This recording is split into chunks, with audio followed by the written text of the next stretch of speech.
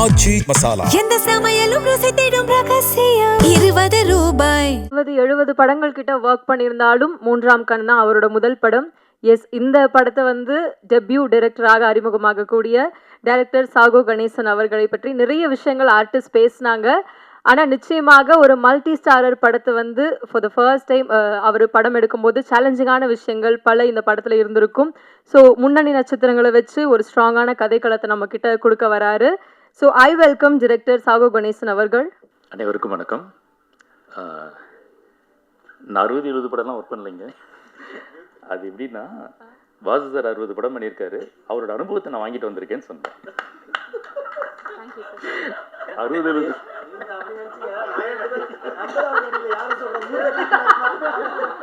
பத்திரிகையாளர்கள் அனைவருக்கும் என்னுடைய பணிவான வணக்கங்கள். இந்த படம் ஒரு வித்தியாசமான ஒரு படம்.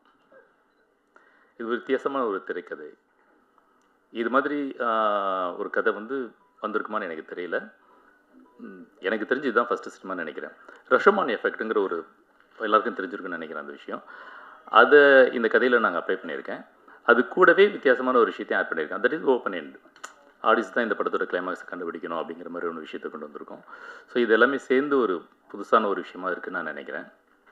இதுக்கு முன்னாடி இந்த படம் தமிழில் மட்டும் இல்லை, வேர்ல்டு வைடே இந்த மாதிரி ஒரு படம் வந்திருக்கான்னு எனக்கு தெரியல. தெரிஞ்சிருந்தா நான் திருத்திக்கிறேன். ஸோ அந்த வகையில் இது ஒரு முதல் படம் நினைக்கிறேன். எனக்கும் முதல் படம் தான் இது. இந்த படம் வந்து முதல்ல ப்ரொடியூசர் சசிகுமார் சார் இந்த கதையை அவர்கிட்ட சொல்கிறதுக்கு நான் போகும்போது அவர் இந்த கதையை ஒத்துக்க மாட்டாராங்கிற டவுட் எனக்கு இருந்துச்சு. ஏன்னா இது ஒரு எக்ஸ்பெரிமெண்டல் மூவி. எந்த ப்ரொடியூசருமே வந்து ஒரு எக்ஸ்பெரிமெண்டல் மூவிக்கு உடனே ஓகேலாம் சொல்ல மாட்டாங்க. அவங்க கமர்ஷியலாக ஒரு போகணும், ஒரு படம் பண்ணணும் அப்படிங்கிற ஒரு தாட்டில் தான் எல்லாரும் யோசிப்பாங்க. பட் இவர் இந்த கதையை சொல்லும்போது நான் ரெடியாகவே இன்னொரு கதையும் வச்சுருந்தேன். ஒருவேளை இந்த கதை ஒரு வேண்டாம் அப்படின்னு சொல்லிட்டாருன்னா உடனே இன்னொரு கதையை சொல்லி எப்படியாவது அவர்கிட்ட ஒரு அட்வான்ஸை வாங்கிடணும் அப்படிங்கிற ஒரு எண்ணத்தில். பட் ஆனால் இந்த கதை சொன்ன உடனே இதில் இருக்கிற அந்த கமர்ஷியல் ஆஸ்பெக்ட் அவர் யோசித்தார். அது அவர் சொன்னார், அவர் என்கிட்டே சொன்னார். இதில் நிறைய கமர்ஷியல் இருக்குது, இது நிறைய நடிகர்கள் இருக்காங்க, கதையும் நிறைய ஹியூமர்லாம் இருக்குது. இது ஒரு மர்டர் மிஸ்ட்ரிங்கிறதையும் தாண்டி இதில் நிறைய ஹியூமர் இருக்குது, இளைஞர்களை கவரக்கூடிய சில விஷயங்கள்லாம் இருக்குது அப்படின்னு சொல்லிட்டு இதுவே பண்ணலாம், வேறு எந்த ஆப்ஷனுமே நம்ம யோசிக்கவே வேண்டாம் அப்படிங்கிற மாதிரி ஒரு முடிவு எடுத்தார். ரொம்ப தேங்க்ஸ் சார், ரொம்ப தேங்க்ஸ் சார். ஸோ அதனால தான் இந்த படம் ஸ்டார்ட் ஆச்சு. ஸோ அப்படி சொல்லும்போது அடுத்தது நடிகர்கள்ங்கிற ஒரு விஷயம் வரும்போது உடனே சொன்னேன் விதாத் சார். ஏன்னா இந்த விதாத் சாருக்கு இதுக்கு முன்னாடி நான் ஒரு கதை சொல்லியிருந்தேன். அந்த கதையை கேட்டு அவர் ரொம்ப இம்ப்ரெஸ் ஆகி என் கூட ரொம்ப நாள் ட்ராவல் பண்ணோம். பட் அந்த கதை என்னால் படம் பண்ண முடியல அந்த சமயத்தில். பட் சீக்கிரம் அது பண்ணுவோம் சார் அது. ஸோ அந்த நம்பிக்கையில் அவர் என்ன சொன்னார்னா, எந்த ப்ரொடியூசர்கிட்ட போய் நீங்கள் சொன்னாலும் ஒரு ஹீரோ கேட்டாங்கன்னா என் பேரை நீங்கள் தாராளமாக யூஸ் பண்ணிக்கோங்க, எந்த பிரச்சனையுமே இல்லை, நான் கண்டிப்பாக நான் வேறு கதையை நான் பண்ணுறேன் அப்படின்னு சொல்லியிருந்தார். ஸோ அதனால் கேட்ட உடனே நான் விதாத் சார் இருக்கார் அப்படின்னு சொன்னேன். கிட்டத்தட்ட படம் முடிஞ்சதுக்கப்புறம் தான், அதாவது நாங்கள் ஷூட்டிங்லாம் கன்ஃபார்ம் பண்ணி ஷூட்டிங் போகும்போது தான் சாருக்கு நான் கதையே சொன்னேன். அது வரைக்கும் அவர் அவ்வளோ நம்பிக்கை வச்சுருந்தார் என் மேலே. ஸோ அதுக்கு ரொம்ப தேங்க்ஸ் சார். ஒரு கதையை கேட்ட உடனே இன்னொரு கதையும் அவர் நல்லா பண்ணுவான், இவன் நல்லா டைரக்ட் பண்ணுவாங்கிற அந்த நம்பிக்கை ஒரு புது டைரக்டர் மேலே வைக்கிறதுங்கிறது வந்து அவ்வளோ சாதாரண விஷயம் இல்லை. அப்படி ஒரு நம்பிக்கை வச்சதுக்கு ரொம்ப நன்றி சார். ஸோ அதுக்கப்புறம் அடுத்தடுத்த ஆர்டிஸ்ட்டுகள் தேடிட்டு இருக்கும்போது அடுத்து எங்களுக்கு கலை தான் ப்ரொடியூசர் சாருடைய முதல் சாய்ஸாக இருந்தார். கலையை பார்த்தோம், போனேன், கதை சொன்னேன். அவர் விஷயம் சொன்னார். கதை கேட்ட உடனே எனக்கு எந்த ரோல் வேண்டாம், விதார்த்தன ரோல் கொடுங்க அப்படின்னாரு. இல்லை ஆல்ரெடி அது ஃபிக்ஸ் ஆகிடுச்சு. ஆக்சுவலி இப்போ போய் சொன்னேன்.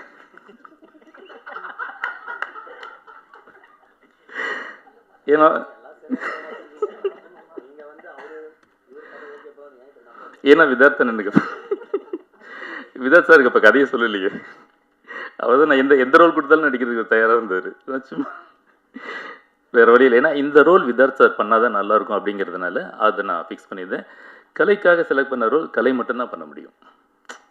நீங்கள் நான் மிகைப்படுத்தி சொல்லலை, நீங்கள் படம் பார்த்தீங்கன்னா தெரியும்.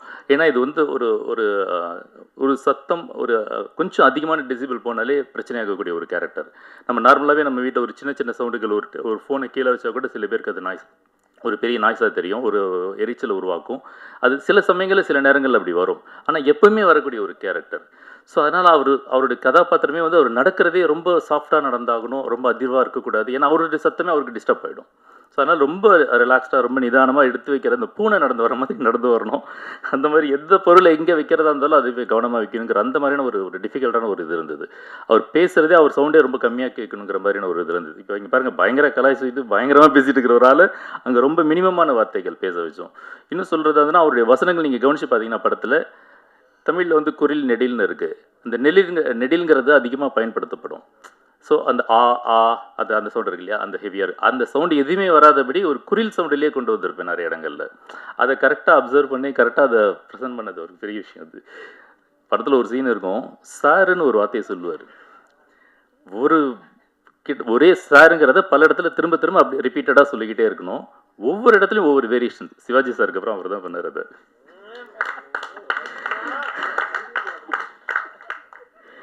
அந்த மாதிரி ஒரு அற்புதமாக பண்ணினார். படம் முழுக்க அவருடைய ப்ரெசன்ஸ் ரொம்ப சூப்பராக இருக்கும். அது மாதிரி டப்பிங், நான் நிறைய படங்கள் ஒர்க் பண்ணியிருக்கிறேன். வாசு சார் கூட, தங்கர் பச்சன் சார் கூட எல்லாமே ஒர்க் பண்ணியிருக்கேன். டப்பிங் போகும்போது எல்லாம் என்ன செய்வாங்கன்னா, ஜென்ரலாக ஒரு ஒரு ஒரு சென்டென்ஸ் பேசுவாங்க, அடுத்த சென்டென்ஸ் பேசுவாங்க, அதுக்கப்புறம் அப்படி இப்படியே முடிச்சிருவாங்க. ஆனால் விதார்த் சார் வந்து ஒரு சீனே பேசுவார். சாரி, இந்த படத்தில் நிறைய பேர் நாங்கள் பேசியிருந்தோம். அந்த ஆக்சுவலி திரிகுன் கேரக்டருக்கு வந்து நிறைய ஆப்ஷன் எங்ககிட்ட இருந்தது. பட் அன்ஃபார்ச்சுனேட்லி சில காரணங்களால் அவங்களோட எங்களால் பண்ண முடியாமல் போனபோது லாஸ்ட் மினிட்ல ஷூட்டிங் கிட்ட நெருங்கிட்டு இருக்கு. எனக்கு அது ஒரு சார்மிங்கான ஒரு ஒரு நல்ல ரிச் லுக் இருக்கக்கூடிய ஒரு ஆர்டிஸ்ட் எனக்கு தேவைப்பட்டு இருந்துச்சு. ஸோ அதனால் நிறைய ஆப்ஷன் யோசிக்கும் போது எக்ஸிக்யூட்டிவ் ப்ரொடியூசர் அவர் செந்தில் சார் கொடுத்தார் அவருடைய ஃபோட்டோ. அது வரைக்கும் அவர் எனக்கு தெரியாது. ஸோ அதை பார்த்த உடனே நான் ஃபிக்ஸ் பண்ணிட்டேன். சார் இவர் தான் சார் இந்த கதைக்கு கரெக்டாக இருப்பார். இவ்வளோ பேர் மிஸ் ஆனது காரணமே இவர் தான் போல இருக்குது. அதனால் உடனே அவர் வர சொல்லுங்கள், அவரோட பேசி ஆகணும், அவர்கிட்ட பண்ணணுன்னு. உடனே அவர் ஃபோனில் பேசினார். ஃபோனில் பேசும்போது பயங்கர ஸ்டைலாக ஒரு மிரட்டலான ஒரு வாய்ஸில் என்கிட்ட பேசினார். அந்த வாய்ஸ்க்கு நான் ஃப்ளாட் ஆகிட்டேன். அந்த மாதிரி பேசினார். வந்ததுக்கப்புறம் அந்த வாய்ஸை காணோம். நேரில் பார்க்க ஒரு பயங்கர பில்டப் கொடுத்து அப்படி பேசிட்டு உள்ள வந்துட்டார். வந்து கதை உள்ளே வந்துட்டார், ஆஃபீஸ்க்கு வந்துட்டார். வந்தோடனே ஆஃபீஸ் ரூமில் உட்காந்து கதை சொல்ல வரும்போது எல்லாருமே கதை கேட்டவொடனே எனக்கு கதை பிடிக்கல, இல்லை நான் பண்ணலை, என் டேட் இல்லைன்னு சொல்லிட்டு போவாங்க. அவர் உள்ளே வரும்போதே சொல்லிட்டு இந்த கதை பண்ணுற ஐடியா இல்லை, எங்கிட்ட டேட் இல்லை, நான் வேணான்னு சொல்கிறதுக்காக தான் சார் வந்தேன். என்னடா ஒருத்தர் வேணான்னு சொல்கிறதுக்காக ஹைதராபாத்லேருந்து டிக்கெட்டை போட்டிங்க வந்துருக்கு அப்படின்னு யோசிச்சுட்டு முதல்ல அசிஸ்டண்ட்டை கூட கதை சாதிப்பா வெளியில் விட்டாதீங்க அப்படின்ட்டு ப்ரொடியூசர் சாருக்கு ஃபோன் பண்ணி, சார் செக்கோட வந்துருங்க சார், வெளியில் கூட அது ஆள் கிடச்சில்ல அப்புறம் மாட்டிக்கோன்னு சொல்லிட்டு உடனடியாக ஒரு கதையாக எப்படியாவது சொல்லி ஆகணும்னு சொல்லிட்டு அவரை விட ஹெவியான ஒரு பயங்கர போல்டான பேஸ் வாய்ஸில் அவரை கவித்து அட்வான்ஸை கொடுத்து உள்ள இருக்கணும்னு வந்துட்டோம். அப்புறம் சந்தோஷ் பிரதாப் இந்த கதையை நான் எழுதும்போது எனக்கு 2 பேர் மைண்டில் இருந்தாங்க. அது ஒன்று வந்து விதாத் சார், இன்னொன்று வந்து சந்தோஷ் பிரதாப். அந்த கதையை அந்த ரோல் எழுதும்போதே அப்பயே ஃபிக்ஸ் பண்ணிட்டேன். இவங்களை தவிர வேறு யாருமே வாய்ப்பே கிடையாது. எந்த ஒரு மாற்றங்கள் வந்தாலும் எது வந்தாலும் இது அவங்களை மாற்றவே கூடாதுங்கிற நான் ரொம்ப ஸ்ட்ராங்காகவே இருந்தேன், ரொம்ப அடமெண்ட்டாகவே இருந்தேன். ஸோ அது மாதிரி அவர் ப்ரொடியூசர்ஸ் சொல்லும்போது அவர் வந்து இல்லை அவர் வேறு மாதிரி இருக்கிறாரு, வேறு மாதிரி படங்கள்லாம் பண்ணிட்டு இருக்காரு, வில்லனாக இருக்காரு, மரட்டத்தனமாக இருக்காரு, இது ரொம்ப ஃப்ரீக் அவுட்டாக இருக்கக்கூடிய ஒரு கேரக்டர், ரொம்ப ஜாலியாக ஒரு ஃபன்னாக இருக்கக்கூடிய ஒரு கேரக்டர், இது எப்படி அவர் பண்ணுவார், உங்களுக்கு ஆல்ரெடி அவர் தெரியுமா, அவரோட ஒர்க் பண்ணியிருக்கிறீங்களா அப்படிலாம் கேட்டார். இல்லை சார் உங்களை மாதிரி நானும் படத்தில் தான் பார்த்துருக்கேன், நேரில் பார்த்ததே கிடையாது அப்படின்னு அவர் டென்ஷன் ஆகிட்டார். என்னங்க நீங்கள் இப்படிலாம் பேசுகிறீங்க, தெரியாதுன்றீங்க, அப்புறம் எப்படிங்க அவர் உள்ள கான்ஃபிடென்ட் அவ்வளோ தான், அவர் தான் வேணும் நடமுடிக்கிறீங்க அப்படின்னாரு. அப்புறம் அவரை கூப்பிட்டாரு, அவர் வந்தார். வந்தோடனே அவர் கதை சொன்னோன்னு அதே கேள்வி அவரும் கேட்டார், என்ன எப்படி சூஸ் பண்ணீங்க? இல்லை சார் உங்கள் மேலே ஒரு நம்பிக்கை இருக்குது, உங்கள் மேலே நம்பிக்கையோட உங்கள் பிசிக் மேலே இருக்கு. ஏன்னா இந்த கதைக்கு அப்படி நீங்கள் இந்த ட்ரைலர் டீசரில் கூட பார்க்கலாம். இல்லை வரும்போது கொஞ்சம் கிளாமராக தான் வந்தார். ஏன்னா அந்த டீசரில் நீங்கள் பார்த்தீங்கன்னா கூட அந்த ஷாட் அதுக்காகவே வச்சேன். அது இந்த கதைக்கு தேவைப்பட்டது, அது வேற ஒன்றும் இல்லை. அதை விட என்னன்னா ஒருத்தர் ரொம்ப டஃப்பாக இருக்காரு, முரட்டத்தனமான ஒரு கேரக்டர் நடிச்சிட்டு இருக்காரு அப்படின்னாக்கா அது மட்டுமே அவங்க பண்ணிடுவாங்கங்கிற அர்த்தம்லாம் ஒன்றுமே கிடையாது. ஸோ அவரும் ஒரு ஏன்னா அது ரஜினி சார் சொல்லுவார், ஒரு திடீர்னு ஒரு கோவமாக ஒரு ஆக்ஷனாக ஒரு பவர்ஃபுல்லாக பண்ணணும்னா உடம்பு டைட் பண்ணிப்பார். அதுக்கப்புறம் ஒரு ஜாலியான ஒரு கேரக்டர் பண்ணும்போது ரொம்ப லூஸ் பண்ணிப்பார். ஸோ அது அந்த ஒரு விஷயம் அந்த ஃப்ளெக்சிபிலிட்டி வந்து ஒரு நடிகர்கிட்ட கண்டிப்பாக இருக்குங்கிறது நான் யோசிச்சுட்டு இருந்தேன். ஸோ அதே மாதிரி தான் அவர் சந்தோஷ் வரும்போதும் அவர் கிடைச்ச ரோல் அந்த மாதிரி இருந்தது. ஸோ அதனால் அவர் பண்ணியிருக்காரு. ஸோ இந்த படம் வரும்போது அவர் ஃப்ளெக்சிபிளாக ஒரு பாடியை லூஸாக வைக்குவார், இதுக்கு இந்த கேரக்டர் தகுந்த மாதிரி மோல்ட் ஆகிடுவாருங்கிறது ரொம்ப கான்ஃபிடண்ட்டாக இருந்தேன். தேங்க்ஸ் சந்தோஷ், நீங்கள் எக்ஸலண்ட்டாக பண்ணி கொடுத்தீங்க. அது ரொம்ப பிடிச்சிருந்தது. அது இன்னும் சொல்லப்போனால் அது நான் என்ன டிசைன் பண்ணியிருந்தேனோ அதை இவர் மட்டும் இல்லை, இங்கே இருக்கிற எல்லா நடிகர்கள்ட்டையுமே நான் ஒரே ஒரு தடவை தான் சொன்னேன். அது கதை சொல்லும்போது அவங்க எல்லாருமே சொன்னேன். ஷூட்டிங் ஸ்பாட் வந்ததுக்கப்புறம் ஜஸ்ட் ஒரு ரிமைண்டர் தான் அது கொடுத்தேன்.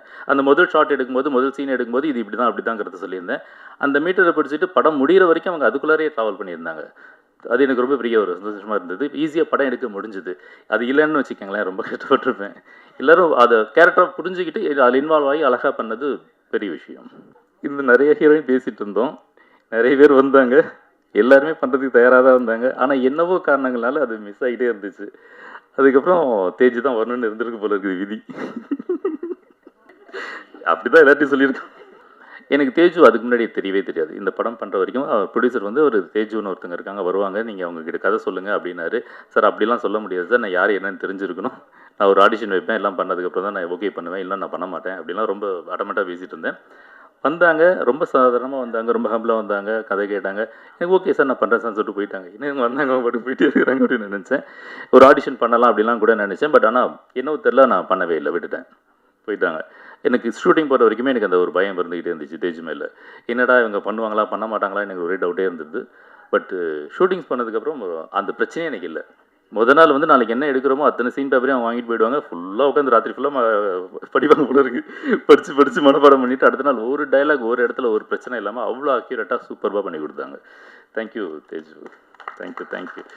அதே மாதிரி டப்பிங்லேயும் அவங்களும் ரொம்ப சிறப்பாக பண்ணி கொடுத்தாங்க. நான் அவங்க வாய்ஸ் எனக்கு வந்து இன்னும் கொஞ்சம் வேறு மாதிரி வேணும் அப்படின்லாம் நான் நினச்சிருந்தேன். இன்னும் வேறு யாராவது மாற்றி டப்பிங் பேச வைக்கலாமாலாம் கூட ஒரு யோசனை எனக்கு இருந்துச்சு. பட் இருந்தாலும் முதல்ல ட்ரை பண்ணிவிடுவோம் அப்படின்னு சொல்லிட்டு வர வச்சு பேசினேன். ஏன்னா அது வேண்டாம், நான் சொல்ல வேண்டாம். ஸோ அவங்க வந்தாங்க, வந்து பேசினாங்க, ரொம்ப சிறப்பாக பேசியிருந்தாங்க. வரும்போது இப்படி தான் வந்தாங்க, நல்லா தான் வந்தாங்க. டப்பிங் முடிச்சுட்டு வெளியில் வரும்போது முடியலாம்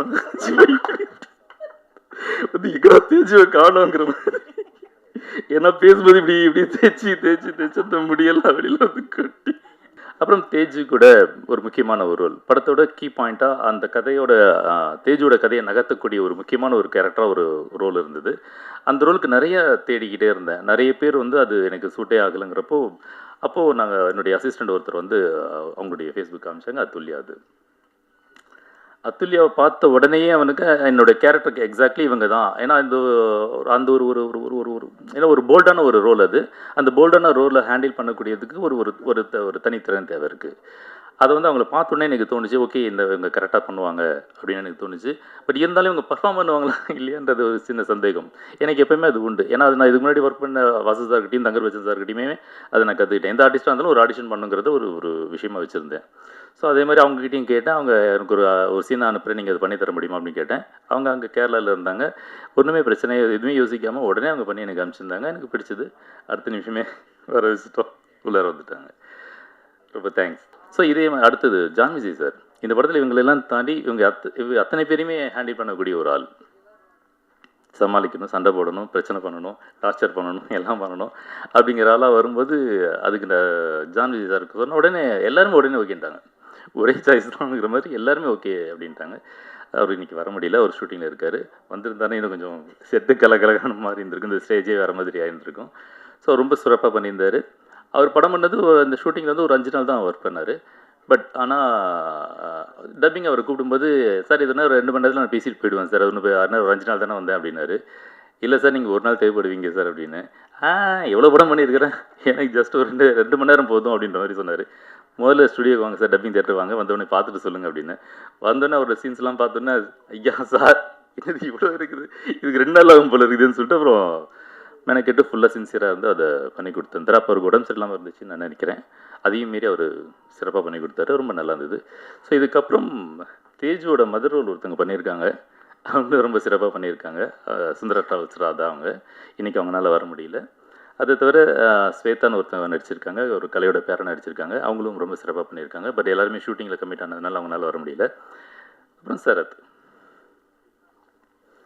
சரத் வந்து கடைசி நிமிஷத்தில் தான் ஜாயின் பண்ணார், அவர் இந்த வண்டியில் ஏறினார்.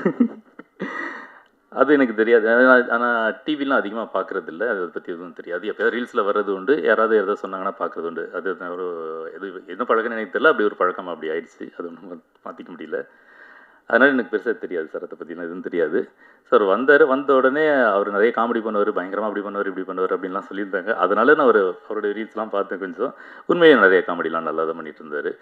அது ரொம்ப இன்ட்ரெஸ்டிங்காக இருந்துச்சு. ஆனால் ஒரு காமெடி ஆர்டிஸ்ட் கூட வந்து இந்த ரோலுக்கு போடுறோமே அப்படிங்கிற ஒரு கேள்வி எனக்கு இருந்தது. பட் இருந்தாலும் சரி வர வைப்பேன்னு சொல்லிட்டு வர வச்சேன். ஏன்னா எப்போ ஒருத்தர் காமெடி பண்ணி மற்றவங்களை சிரிக்க வைக்கிறாங்களோ அப்போ அவங்களால எல்லா ரோலும் பண்ண முடியுங்கிறது வந்து விதி. ஈஸியாக பண்ண முடியும். ஒரு சீரியஸான ஒரு டஃப்பான ஒரு ரோல் எல்லாருமே பண்ண முடியும். பட் ஆனால் ஒரு காமெடி வந்து எல்லோரும் பண்ணி சிரிக்க வைக்கிறதுங்கிறது ரொம்ப விஷயம். ஏன்னா காமெடிங்கிறது சப்ஜெக்டிவ் அது.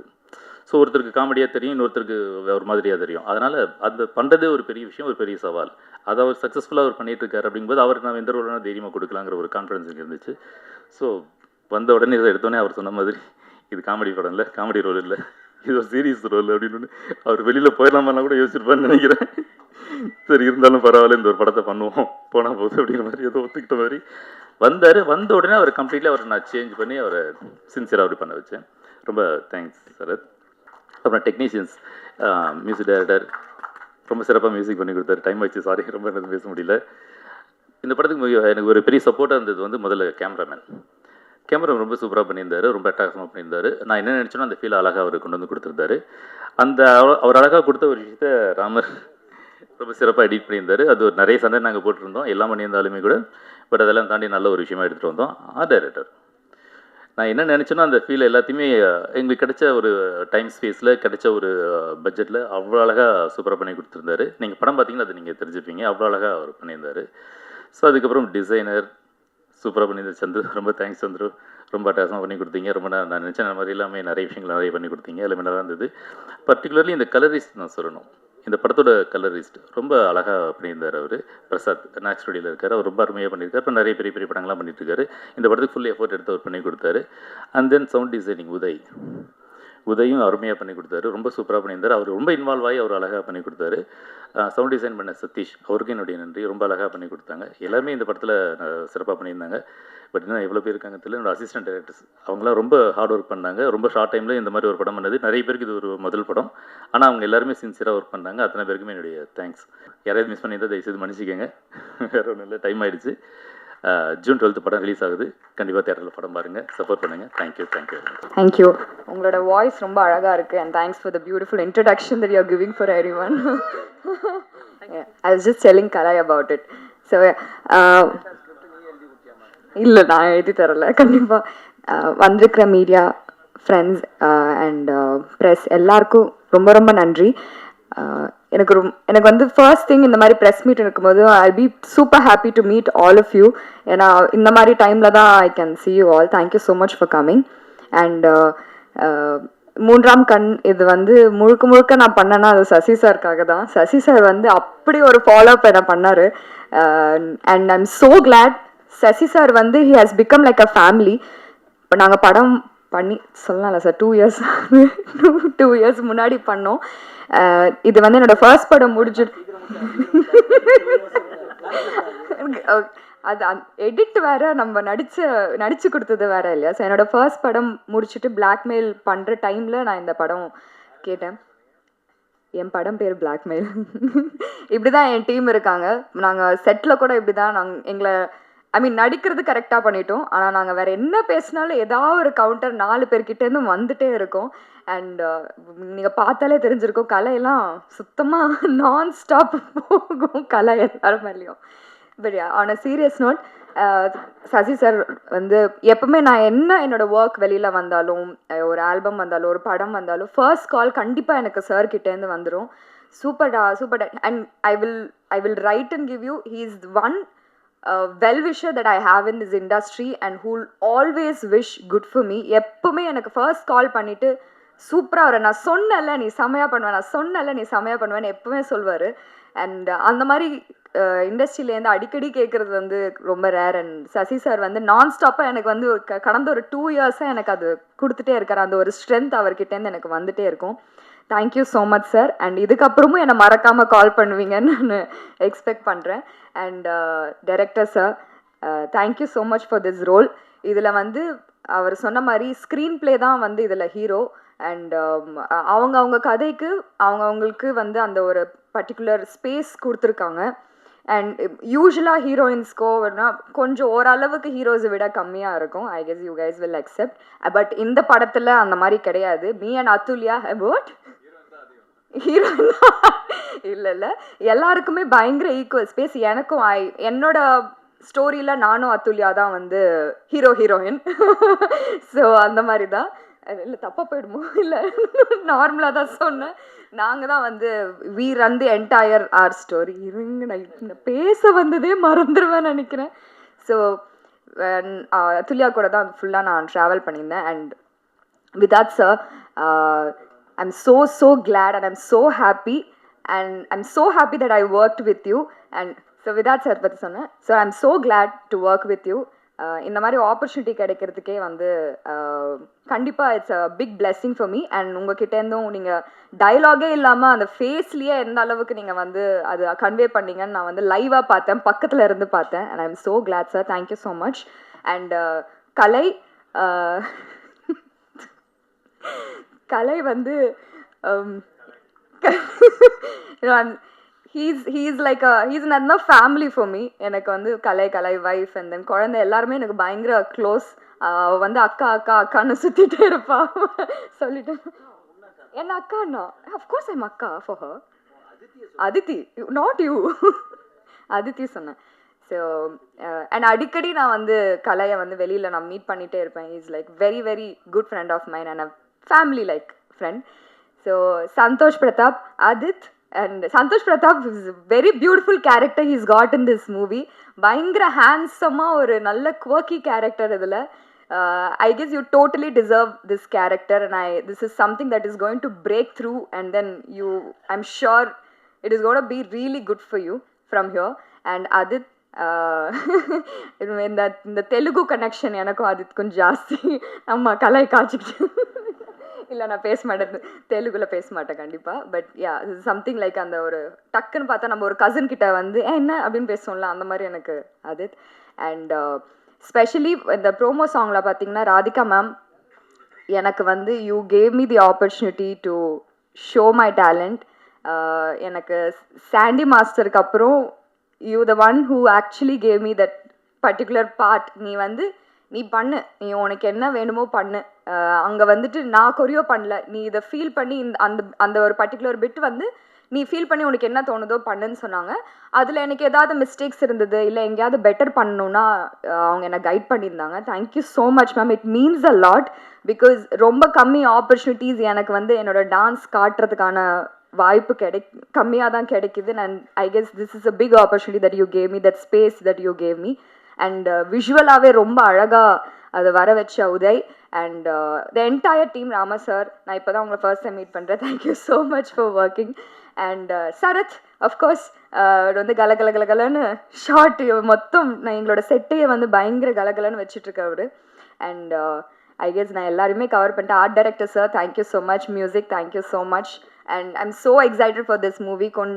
நான் இது வரைக்கும் பண்ணதுலேயே ஒரு டிஃப்ரெண்ட்டான ஒரு கதை அண்ட் ரொம்ப ஃபேவரட்டான ஒரு கதை. And Satish sir, thank you so much. Rajesh sir, thank you. And all the ADs and everybody, all the technicians, thank you so much. Please படம் பாருங்கள், ஜூன் 12th வருது. இது வரைக்கும் வந்தவங்க யாருமே அதை சொல்லலை, நான் சொல்லிடுறேன், ரெஜிஸ்டர் பண்ணிடுறேன். ஜூன் 12th வருது. கண்டிப்பாக உங்களுக்கு எல்லாருக்கும் பிடிக்கும். நீங்கள் பார்த்துட்டு அது யாருன்னு கண்டுபிடிங்க, அந்த டீசரில் சொன்ன மாதிரி. And I'll be looking forward for all your feedback. Thank you so much. ரொம்ப நன்றி. நானே பதட்டமாக இப்போதாம்மா வந்தேன், அதுக்குள்ளே ஏற்றி விட்டீங்களே மேலே. இங்கே வந்திருக்கும் எல்லா பத்திரிகை நண்பர்களுக்கும், என்னுடைய அண்ணன்கள் தான் நிறைய பேர், அண்ணன்கள் எல்லாருக்குமே வந்து வணக்கம். சாரி லேட் ஆகிடுச்சு ஷூட்டிங்னால, மன்னிச்சிருங்க தம்பியை. எனக்கு வந்து வாய்ப்பு கொடுத்த நம்ம சசி அண்ணன் வந்து கூப்பிட்டுருந்தாரு. கூப்பிட்டு தம்பி வாப்பா உனக்கு ஒரு ரோல் ஒன்று இருக்குது அப்படின்னாரு. சரி ஓகே நான் கண்டிப்பாக வரேன். அப்புறம் போய் டைரக்டர் சாரை பார்த்தேன். டைரக்டர் சார் என்னை பார்த்தோன்னே கலக்கப்புதெல்லாம் வருவல்ல நீ, மொட்டை அடிச்சுலாம் வருவல்ல நீ. ஆமாம் சார் நான் தான் சார். அப்பாடா ஏதோ ஒரு நகைச்சுவையான ஒரு சம்பவம் இருக்குது அப்படின்னு நினச்சேன். பார்த்தா இல்லைப்பா இதில் வந்து உனக்கு காமெடி கிடையாது அப்படின்னாரு. என்னென்ன அப்படின்னா இது உனக்கு ஒரு மாதிரி ஒரு ரோல் இருக்கும் வந்து பாரு அப்படின்னு சொன்னார். பார்த்தா டிஃப்ரெண்ட்டான ஒரு ரோல். என்னங்க இது நான் எப்பவுமே போனால் ஏதாவது கவுண்டர் போட்டு ஏதாவது ஒரு ரியாக்ஷன் அப்படின்னு ஒரு கண்ணில் காமிச்சிட்டு போயிடலான்னு பார்த்தா ஒரு சூப்பரான ரோல் கொடுத்தாரு. முதல் முறையாக வந்து இந்த மாதிரி ரோல் பண்ணியிருக்கேன். எல்லாருமே நீங்கள் தான் பார்த்துட்டு சொல்லணும் எப்படி பண்ணியிருக்கேன்ட்டு. நடிக்க வச்சிருக்காருன்னு தான் சொல்லணும் என்னைய வந்து. இந்த படத்தில் வந்து நான் ஒன்றே ஒன்று தான் நினச்சேன். இங்கே இருக்கிற விதார்த் அண்ணன், அப்புறம் கலையரசன் அண்ணன், சந்தோஷ் டார்லிங், நம்ம ட்ரிகன், இவங்க கூடலாம் ஒவ்வொரு படத்துலையும் நடிக்கணும்னு நினச்சேன். ஆனால் இவங்க எல்லோரும் ஒன்றா சேர்ந்து ஒரு படத்தில் நடிப்பேன் நான் எதிர்பார்க்கவே இல்லை. எல்லா ஹீரோவோடும் சேர்ந்து ஒரு படத்தில் நடிச்சிருக்கேன். இன்னும் ஒரு 5 பேர் எக்ஸ்ட்ரா போட்டிருந்தேன்னா நான் சார்கிட்ட சொல்லுவேன், சார் இன்னும் ஒரு 5 ஹீரோ எக்ஸ்ட்ரா போட்டிங்கன்னா சுயவரம் மாதிரி ஒரு படம் வந்திருக்கும், நானும் அதில் நடித்தது ஒரு பெருமையாக இருந்திருப்பேன் அப்படின்னு சொல்லியிருந்தேன். ரொம்ப சூப்பராக வந்து வந்திருக்கு. எல்லாருமே அண்ணனுங்க எல்லாருமே வந்து தம்பியை சூப்பராக பார்த்துட்டாங்க. சொல்லிக் கொடுத்தாரு, விதார்த் அண்ணன்லாம் நிறைய சொல்லிக் கொடுத்தாரு. அப்புறம் விதார்த் அண்ணன் நீங்கள் சொல்லியிருப்பாருன்னு நினைக்கிறேன் நிறைய. ஆனால் அந்த டைலாக் சொல்லிட்டீங்களா? எனக்கு இதில் டைலாக்கே இல்லை பேசலையாண்ணே?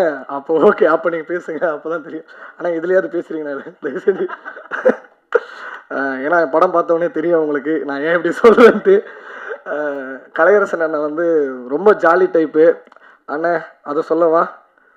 பன்னீர் சோடா ஏதாவது.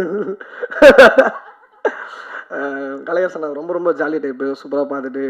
எனக்கு தனியாக எதனா ஒரு கேரவன் கொடுத்துருந்தா கூட என் கேரவனில் நான் உட்காரவே முடியாது. அவர் கேரவனில் தான் உட்காந்துட்டு ஃபன் பண்ணிகிட்டு இருப்பேன் நான் எப்போவுமே. அப்படி இருக்கும், செம்ம ஜாலி. ட்ரிகன் ப்ரோ வந்து படத்தில் என்னை செம்மடி அடிச்சிருக்காரு. ஏன்னா அதாவது இந்த படத்தில் ஜான் விஜய் அண்ணன் நடிச்சிருக்காரு. செம்ம கலாட்டா பண்ணியிருப்பார், செம்மையாக கலாய்ப்பார் அவரை. ஆனால் அவருக்கு அங்கே கலாய் வாங்கிட்டு வந்து என்ன அடிச்சுன்னு இருப்பார். ஏங்க அதுக்கு அவர் அடிச்சிருக்காங்க என்னங்க அப்படின்ற மாதிரி இருக்கும் எல்லாருமே. அப்புறம் தேஜு அவங்க வந்து ரொம்ப அழகான ஒரு ஹீரோயின். சொல்லிட்டேங்க, ஜிபேல மட்டும் ஏதாவது பண்ணி விட்டிங்கன்னா. சசி சார் பண்ணிக்கலாம். சசி சார் ஏற்கனவே ஒரு அறிக்கை கொடுத்துருக்காரு. இந்த படத்தில் யார் கொலையாளின்னு அப்படின்னு நீங்கள் கண்டுபிடிச்சிங்கன்னா அவங்களுக்கு வந்து 1 lakh நான் தருவேன் அப்படின்னு வந்து சொல்லியிருக்காரு. 1 லட்ச ரூபா கன்ஃபார்ம். நானே சொன்னேன், சார் பேசாமல் நான் தான் அந்த கொலையாளின்னு சொல்லிட்டு நானே 1 லட்ச ரூபா வாங்கி போயிடலான்னு இருக்கேன் நான் அவர்கிட்ட சொல்லிவிட்டு.